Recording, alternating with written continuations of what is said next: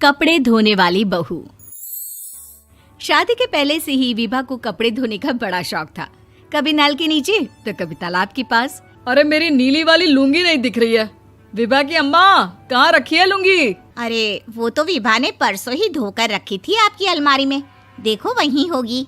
वो ना मैंने आज धो दी, मुझे लगा कि गंदी हो गई होगी। अरे कैसे गंदी हो गई थी? उसे तो मैंने पहना भी नहीं। हे भगवान, इस लड़की के कपड़े धोने की आदत से परेशान हो गया हूँ मैं। जितना तो घर में राशन नहीं आता, उससे कहीं ज्यादा डिटर्जेंट पाउडर का खर्चा है। इसकी शादी करवा दो, शादी जाए अपने घर में ही करे काम, फिर चाहे घर के कपड़े धोने हो या पूरे गांव के। हाँ ठीक बोल रही हो, देखता हूँ मैं कोई लड़का। वो दिन भी आ जाता है जब विभा को देखने लड़के वाले आ जाते हैं। लड़की मुझे अच्छी लगी। होने वाली सास कहती है, बेटी अगर कुछ पूछना है तो पूछ लो। वैसे तो हमारी लड़की बहुत ही शर्मीली है, जो बोल दो वो मान लेती है, इसे क्या पूछना होगा। अरे कैसी बात कर रही हो माँ, मुझे इन लोगों के घर रहना है, सवाल तो कई है। हाँ हाँ बेटा, पूछ लो ना, क्या पूछना है। आप लोगों के घर कपड़े कौन धोता है? सास का मुंह बन जाता है। देखो, अगर तुम ये कहना चाहती हो कि तुम्हें कपड़े धोने नहीं आते तो सुन लो, कपड़े मैं ही धोती हूँ, लेकिन तुम्हारे आ जाने के बाद मैं रुमाल तक नहीं धोऊंगी। अरे चुप रहना भाग्यवान, बहू बेचारी घर आई नहीं, उसे डराना शुरू कर दिया। वो क्या है ना बिटिया, अभी तक तो ये कल्लू की माँ ही धोती थी, लेकिन अब तुम्हारे पापा तो दहेज में वॉशिंग मशीन देंगे ही। तभी विभा की माँ बोल पड़ती है, सवाल भी पूछा तो क्या। वैसे भाई साहब, मशीन की तो फिर भी कपड़े धोने की कैपेसिटी होती है, मतलब जो बिटिया दे रहे हैं ना विभा, इसे कपड़े धोने का बहुत शौक है। ये आप लोगों के क्या आस पड़ोस गांव मोहल्ले सबके कपड़े धो दे और उफ तक ना करे। बाहर देखा नहीं आपने कितने कपड़े सूख रहे हैं, सब हमारी बिटिया ने ही तो धोए हैं। बस भी करो ना माँ, शर्म आ रही इतनी तारीफ सुनकर।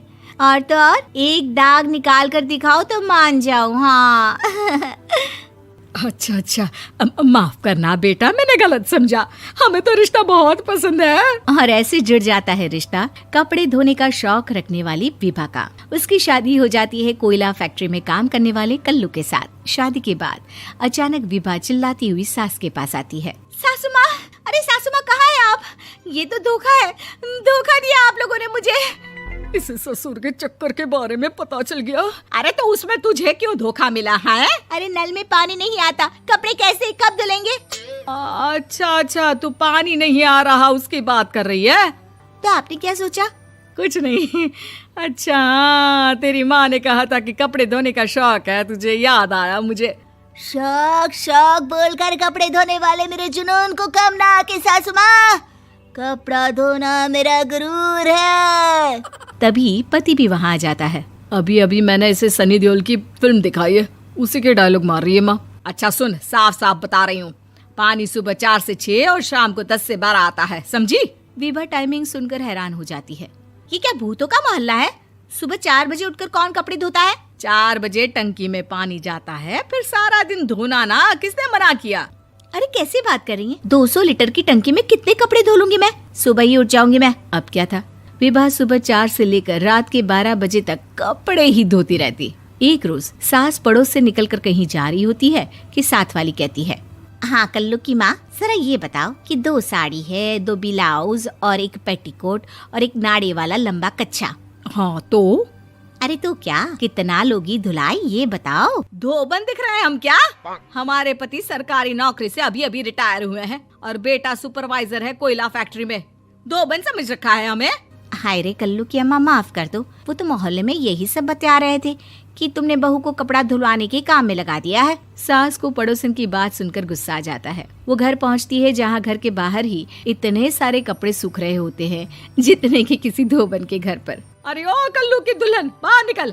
माँ जी यहीं आ जाओ, बाथरूम में चादर धो रहे हैं हम। अरे अभी हम धोते हैं, तुमको बाहर निकलो। ये आस पड़ोस वाले बोल रहे हैं कि हम बहू से कपड़े धुलवा धुलवा कर उसे कपड़ा धोने वाली बना दिए हैं। अरे छोड़ो ना माँ जी, किन लोगों की बातों में आती हो? आस पास के लोगों का तो काम ही होता है कि वो किसी तरह सास बहू को लड़ा दे। बहू सारे घर के कपड़े धोती है, ये क्या कम है? बोलिए। सास को भी लग जाता है कि वो बहू का ये सनकीपन नहीं छुड़वा सकती, इससे अच्छा है कि खुद ही चुप हो जाए। एक रोज सास और बहू मंदिर जाते हैं, जहाँ सास की साड़ी वहाँ खड़ी भीख मांगने वाली से मिलती है। माँ जी क्या बात है, आपकी साड़ी उस भिखारन से कितनी मिल रही है ना? हाँ हाँ देखो तो, दोनों की साड़ी मिल रही है। क्या बात है कल्लू की अम्मा, तुम खुद को तो अफसर की बीवी बताती हो और ऐसी सिंपल सी प्लेन साड़ी पहनकर घूमती हो। सिंपल और प्लेन नहीं है ये साड़ी। तो क्या सोने के धागे से फूल बने हैं? कुछ भी सासू माँ, कुछ भी। हाँ, बने थे इस साड़ी में सोने के धागे से फूल। मेरे पति लेकर आए थे मद्रास से स्पेशली मेरे लिए 10,000 की। ताहे भाई साहब इस भिखारन के लिए भी सेम टू सेम साड़ी लेकर आए होंगे 10,000 की। सास उस वक्त तो कुछ नहीं कहती, लेकिन बहू के साथ घर आती है और अलमारी से एल्बम निकाल कर लाती है। ये साड़ी देख रही है, ये वही साड़ी है जिसे मैंने अभी पहना था। इस साड़ी में ये जो चमकदार फूल दिख रहे हैं ना, ये सोने के धागों से काढ़े गए हैं। लेकिन तू लोकल वॉशिंग मशीन ब्रश से घिस घिस कर सारे फूलों को निकाल कर साड़ी प्लेन कर दी। मुझे माफ कर दीजिए सासू माँ। और तो और, जब मैंने तुझे तेरी गलती के लिए कुछ नहीं कहा, लेकिन तूने तो सबके सामने मेरा मजाक ही बना दिया। क्यों? बहू को समझ में आ जाता है कि अब से उसका कपड़े धोना बंद।